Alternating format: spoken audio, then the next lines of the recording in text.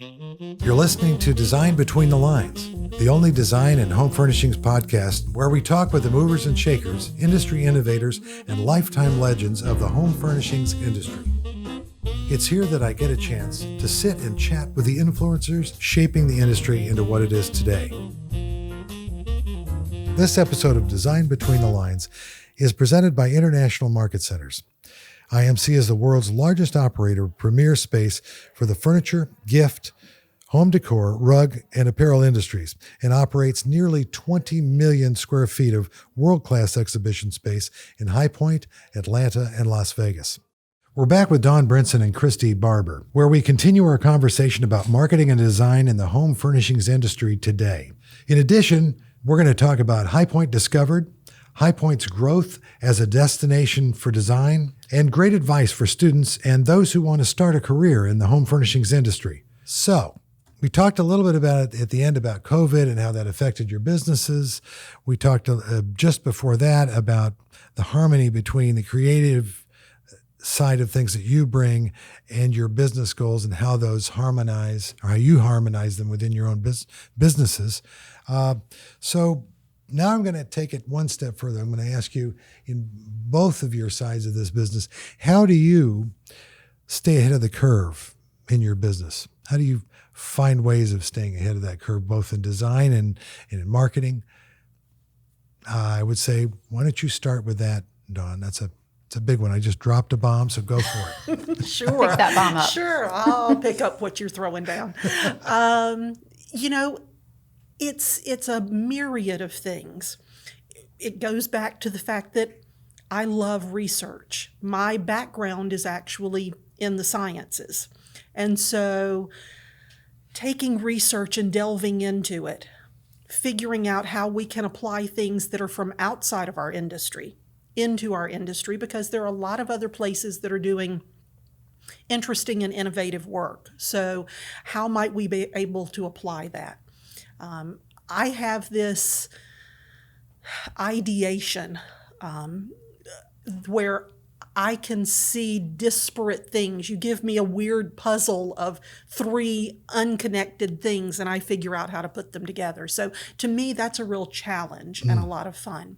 But I think from an industry standpoint, we need to constantly be alert to what's happening everywhere, because we no longer live and work in silos, whether it's what's happening on a global scale economically, culturally, in fashion, in technology, in art.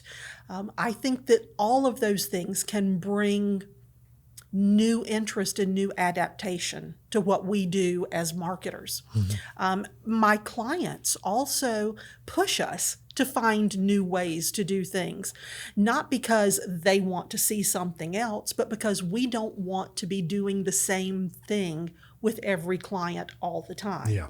We want to present things that are new. So, for example, attending different kinds of conferences, many not related directly to furniture, but to other elements of art and culture and design. Looking at different kinds of trade shows and attending trade shows that are not here in the United States. I know Christi went to Maison in Paris not too terribly long ago. And a couple of years before that, I did Maison in Cologne. And, they're just a different approach to things. And they open up your ideas and your eyes to things. Very much the way designers, furniture designers often will, sort of take a field study of a place or a particular element of something in order to dive really broadly and deeply into a particular design that they want to approach. We do the same thing. So staying ahead of the curve is actually part of the fun for us. Absolutely. Well, Christi, staying ahead of the curve, your showroom design business, you really have to almost show that curve to folks coming in to use those showrooms to sell furniture. So tell me more about how that staying ahead of the curve in the design business is all about. Yes, I would say it's kind of like the thrill of the chase, right? Yes. I consider myself an education junkie. The more knowledge, the better. And just like Dawn, this is where so many parallels come in. We're going to really kind of say the same thing in different capacities on a regular basis to these answers. Anything that we can see as designers, so not just the design industry, because if we're just looking at what other designers are doing, we're not being fresh, we're not setting that trend, we are not ahead of the curve, as you said. And so we're looking to other industries. What's the jewelry industry doing? What's going on in the arts world? What's going on in the fashion world? What's going on in electronics? So we're looking at all of those things, and that's where my news junkie hat comes on, because I'm constantly craving that information. Yeah. But I'm also an education junkie. And so, groups like mastermind groups and coaches and traveling the world, having mentors, all of those things help me and help our team, where we all work independently and together as a group, look for what is next and what could be next. And so every year we put together a trend report of what we're seeing in those worlds, in the fashion world, in the arts world, in culture in general, and how is that impacting, or how could that impact design. And we share that with our furniture manufacturers and some of our other clients. So it's very exciting to share that. And then 18 months, 24 months later, look at the product development course of where they've taken their product and see the influence of what we had shared in those trend reports. So that to me is really exciting and part of how we stay ahead. So much as Dawn mentioned, it's getting out to see, to observe, to learn. All of those things impact it. Two key words I pulled from both of you. One is research, and the other is education. And frankly, they go hand in hand. Your relationship with High Point is pretty significant. And I want to say High Point as a design destination is a feeling, something you want to see happen. Tell me a little bit about your relationship with High Point and its role, hopefully, as you see it as a future design destination, and not just twice a year for markets, but all year long. Yes, I fully expect and believe that we will see High Point be the destination, and not, as you said, 2 times a year, but a year-round destination and home base for both creators and business innovators. And the reason I say home base is what we're seeing going on in the world today. High Point has a unique ability to be able to support the creatives in our industry. And so many of those creatives aren't necessarily based here, but they could be. And so as people are reevaluating where they live and the density and the population where they live, I could see where we may become very enticing to many to be able to be a home base. And so as that develops, I think that, there's a movement in some of the showrooms and others to be open year round, which would be exciting for not just our industry, but for people visiting the town. So I'm really excited to see what's ahead. There's a lot of development going on downtown. If you were to drive down the streets right now, you would see all the construction going on. And even though we are in the middle of a global pandemic, things are still happening in the city, and it's exciting to witness. And we have a few visionaries in town who are helping to fund that so that we can continue to make progress and take giant leaps forward. So I think when we look back, people will think of High Point and the COVID crisis, and they'll say, rather than shying away from what was going on in the world, they leaned into it and they really stepped up. And so I'm excited to see what that future holds for us. What led you to start High Point Discovered, that blog? The same reasons you just gave to really Many of the same reasons. I call High Point Discovered, which started out as an Instagram page. It is my love letter to our community, and it has since become our collective love letter. And it's not just my voice anymore. It is the voice of many. And it started because I wanted people to be able to see the High Point that I see, to see it through my eyes, and to see the beauty and the amenities and all the things that we have here in this great city. And that evolved into a blog, which we have just recently recoined our online magazine. and it has just become a nonprofit. Congratulations. So thank you very much. That was a big hurdle and one we are very proud of that accomplishment. So I'm very excited about the future of High Point Discovered as well. And that High Point Discovered's mission is to tell the stories of the people who are here in town and really elevate High Point in the eyes of all who behold it. Well, I'm glad we're giving you an opportunity to tell people where they need to go to find this.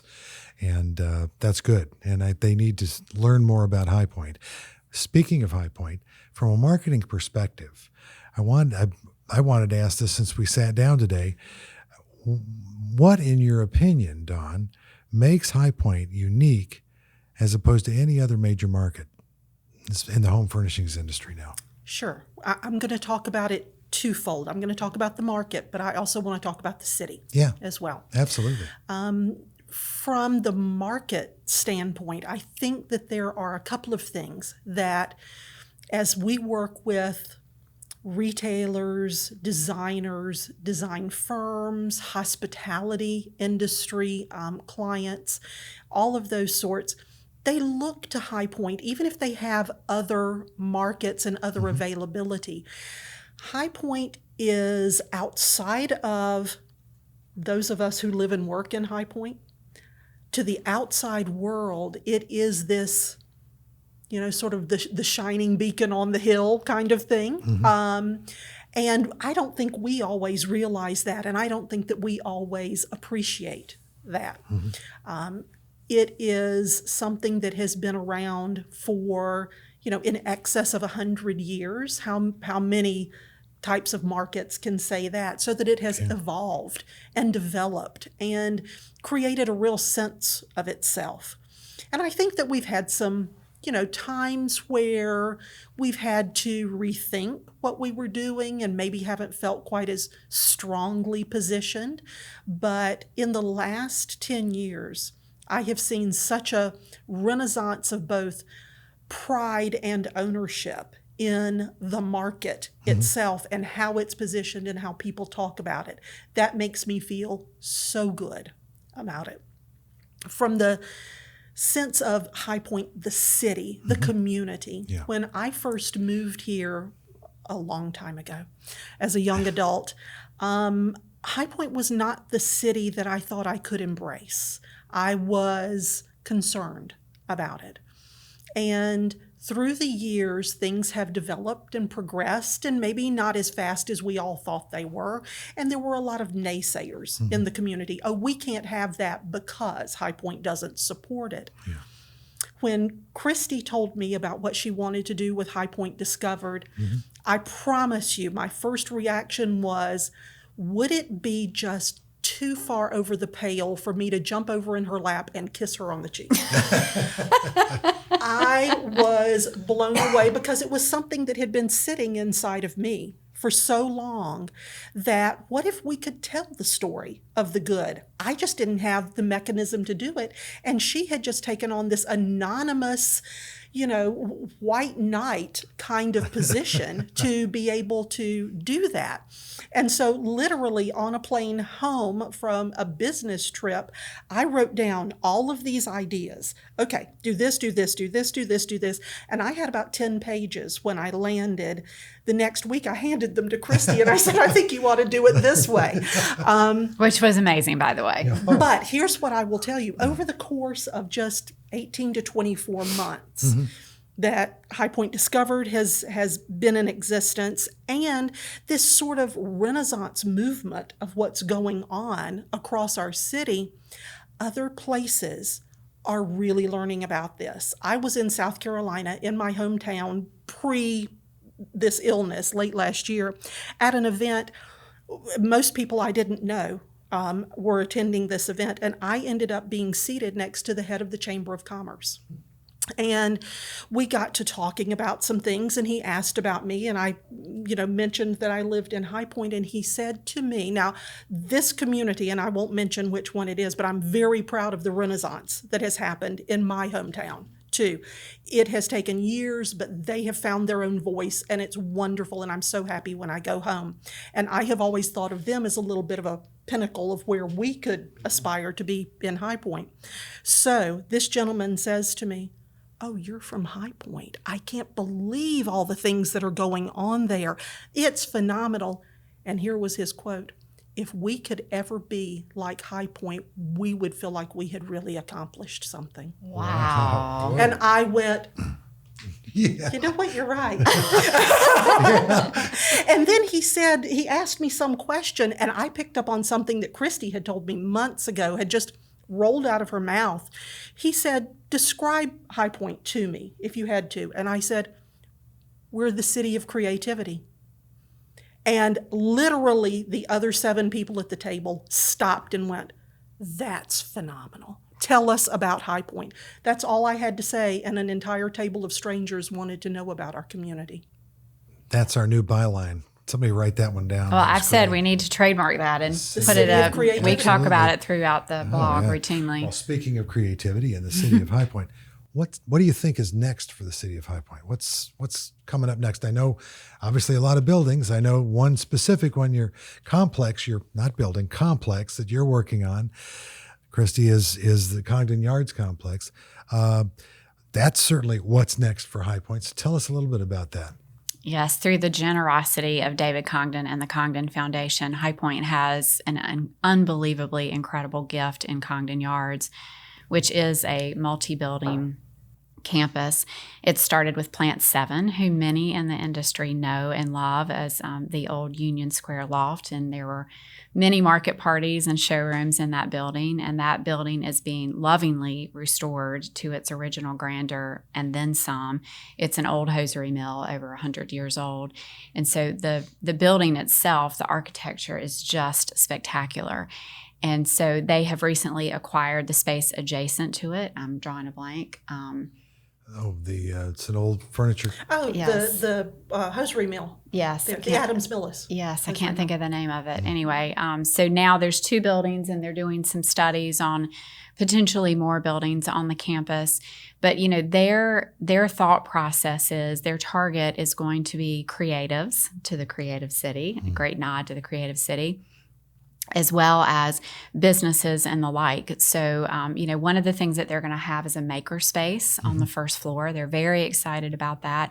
They have partnered with a machinery equiment out of Atlanta, Georgia, I believe. Yes, who one of the best ones in the industry. Yes, I understand. SCM, I understand. Yep. And that is apparently, you know, all of the furniture designers and creatives in the city are all drooling to get their hands on this equipment and have I know access one to who it. is. One of our board members, Taylor West, Yes. is he was part and parcel. Yes, I think, he's one been the part of team this. members that He was put that one of the together. team members that put it together. So, yes, everyone is incredibly excited about the makerspace. There's a place called The Commons, which is a wonderful meeting space for everyone. It's just a community space. It has a large conference room and coffee shop and all types of seating so that we could be sitting down to do something like our conversation today, or you could have a meeting, or you could go study, whatever you want to do. And then businesses and other things will be in that building as well. So it's an incredible nod to the Congdon's belief in where we're headed. Going back to what I said about, you know, I firmly believe we're going to be a city full of business innovators and creatives, because that's who we are. That's in our bones. Dawn? The thing that I want us to recognize as a city, and I think that we're already doing it, is now that we have kind of put the gas to this both economic and Renaissance engine that we have a lot of other elements of our city that we need to bring along with it.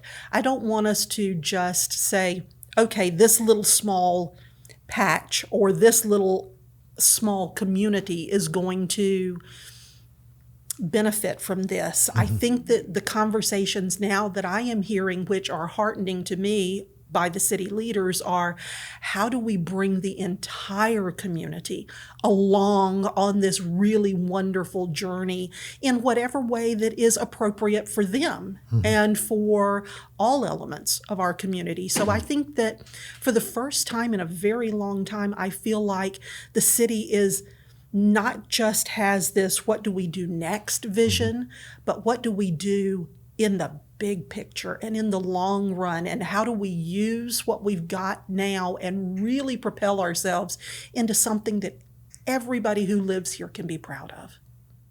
The big inclusive all of us. Yeah, I totally agree with you. That's well said. Well said. Speaking of inclusion, growth, the future, what's next? The subject I'm going to bring up is women as leaders in our industry. And I think you know a number of them. You are two of them. There are many more. That group is growing rapidly. I'm proud to see that it's happening.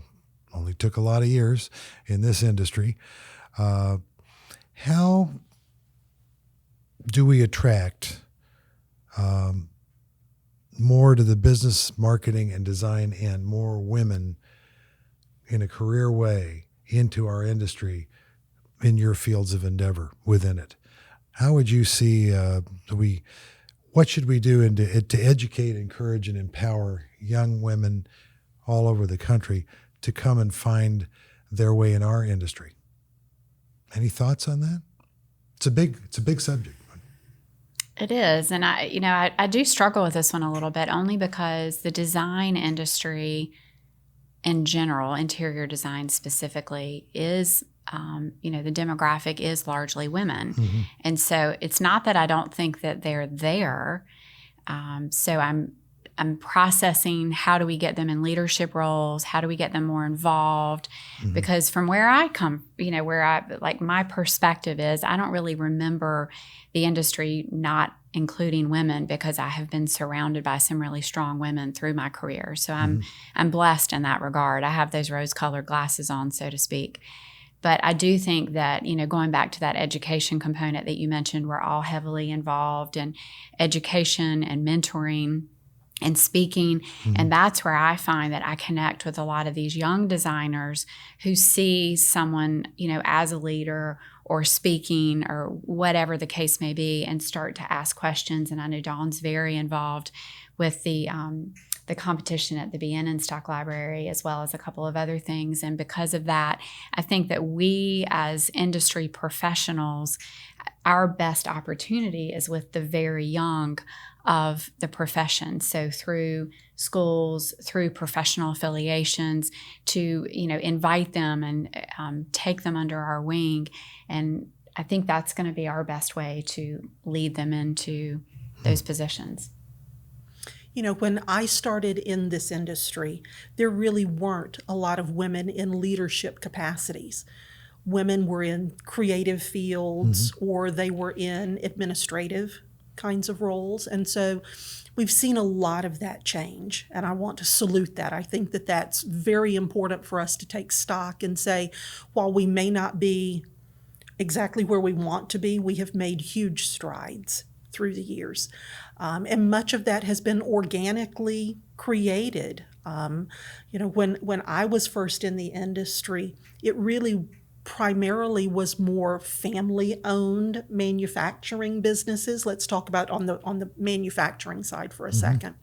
And so it was almost a legacy that was passed down from father to son or uncle to nephew or, mm-hmm. extended family. And so there wasn't really a place for women, especially who were outside of those family units, to make their way into it. Just like in some ways there weren't a lot of opportunities for men to come from outside another industry unless they came through sales and that sort of thing, and then worked their way up. But what I am seeing is that there is a much more relaxed, and by relaxed, I mean opportunities where things are more open for women to take leadership roles now, and for it not to be considered an anomaly, mm-hmm. that it's looking for the best leader, the best executive, the best C-suite person that they can find. For a lot of years, we hammered on the fact that women, by, a large margin, purchase more of our product than men do. And that we should, as women, be seen as leaders because of that.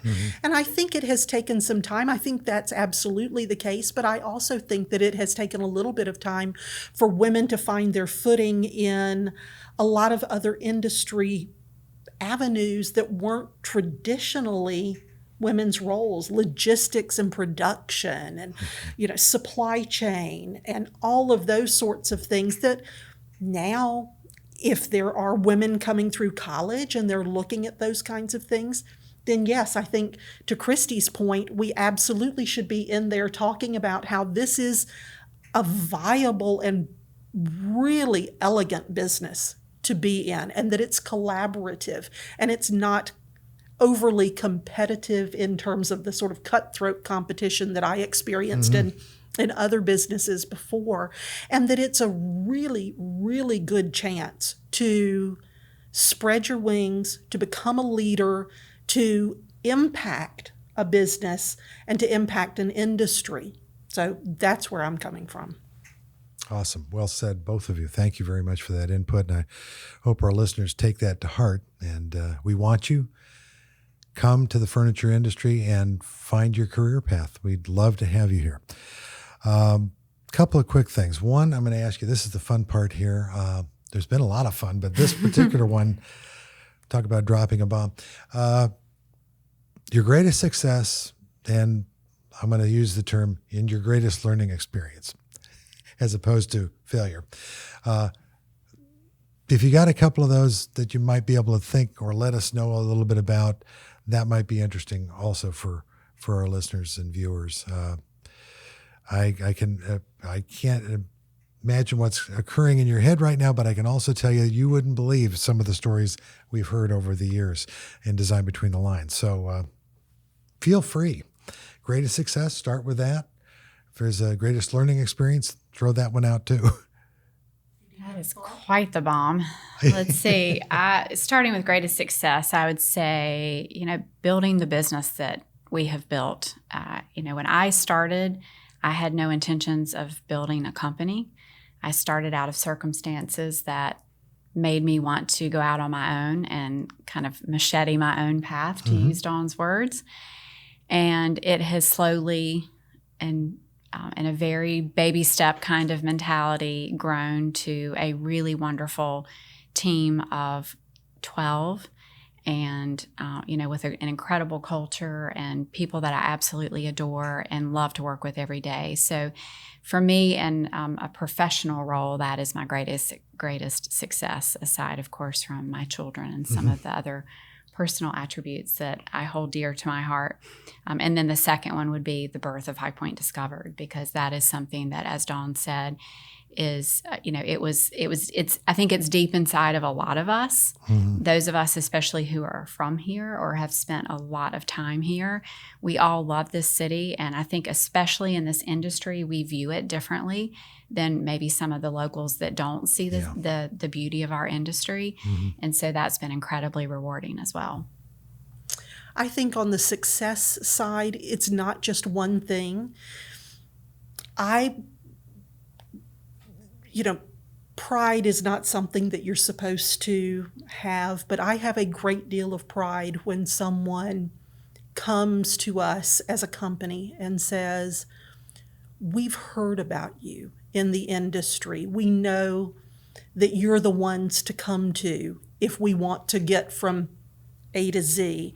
We've seen what you've done and we want you to do this for us. I walk away feeling incredibly grateful. And there is a little bit of pride. Yes, I can't say that there's not. There's a little bit of pride involved there. I have also had personally some glorious failures. One that comes to mind was outside of this industry, but very much in the last episode, we had touched on it at the beginning, so we'll come back around on this. prior to my time in home furnishings, I worked in a different industry. And the leader of the organization that I worked with was very, very talented, but due to a particular circumstance, this leader had to step away from the leadership role for several months, and I was asked to step into that leadership role. And my goal at that point was not only to continue to do what this leader had done so that when he and or she came back, they would be pleased with where things had happened, but I said to myself, all right, let's see if we can't propel this even further and have even more success and be better than what it was, so that when this person comes back, they're going to go, this was fabulous, and they've got an easy reentry back into it. So I worked my hind end off and did a lot of things and got some attention for it, and I was pleased and proud again of that attention, and really had people talking about this business and this whole industry that I was in. Well, when this leader came back, that person took it very differently than I had intended it, because this was a very competitive industry, and I was then seen as trying to take over this person's role. Ultimately, I got fired for it, and fired for a very specific reason that was no reason whatsoever except the insecurity of this person. And ultimately, I was able to sort of prove that the reason that I was dismissed was completely unfounded to the corporate leaders. And I was actually asked, the person the leader that I was subbing for got dismissed, and I was asked to come back at that point, and I took a polite no thank you. But what it said to me was, internally, I don't want to be in an industry where it's so cutthroat and it's so me against the world. I want to be in a place of collaboration and people uplifting each other. And I found the home furnishings industry, and it has been that way. So I've been very pleased about that. Well, that brings me to the perfect question after that, and that would be your advice to students and young professionals seeking this industry as a place to come. Is there any particular word of advice you might give that listener or viewer from your perspective? A little word of advice, something not to forget when they're. Well, I would say in the design world, definitely train with someone whom you admire, and really take to heart what they show and teach you. Be humble and be kind. I think that will get you far in this life. And so, those are the things, just larger topics, I would say, in terms of advice. How about you, Dawn? Having spent a lot of time working with students through some of the scholarship programs that we've been a part of for the industry, I think that what they really need is to see that home furnishings is a place where they can spread their wings. They can be challenged, and they can also challenge us. We are not known as probably the most forward-thinking industry in the world, but we can be. And I would love to see some of these young people who come into our industry say, excuse me, I'm raising my hand, and I think there's a new and different and better way to do this. So if you have a little bit of moxie and some ideas of your own, I would love to see you come in this industry. Absolutely. I think that's great for interns to do. One of my favorite things about interns is if they can do a project, not necessarily a design project, but a project where they come in and teach you something. So they are put on the spot. It teaches them presentation skills. It teaches them preparation. It teaches them how to prepare and be able to teach in terms of new ideas. And so I think that that's a great way to be able to help those students spread their wings a little bit. Well, on that note, I have to say our time is up, but I thank you both for your expertise, your knowledge, and the fun that we had during these conversations, these last 2 episodes. Thank you so much for being on Design Between the Lines. Thank you. Thank you so much. Design Between the Lines is produced by Element Studio with the International Society of Furniture Designers. We record in High Point, North Carolina. To find videos of these podcasts, be sure to subscribe to the International Society of Furniture Designers YouTube channel.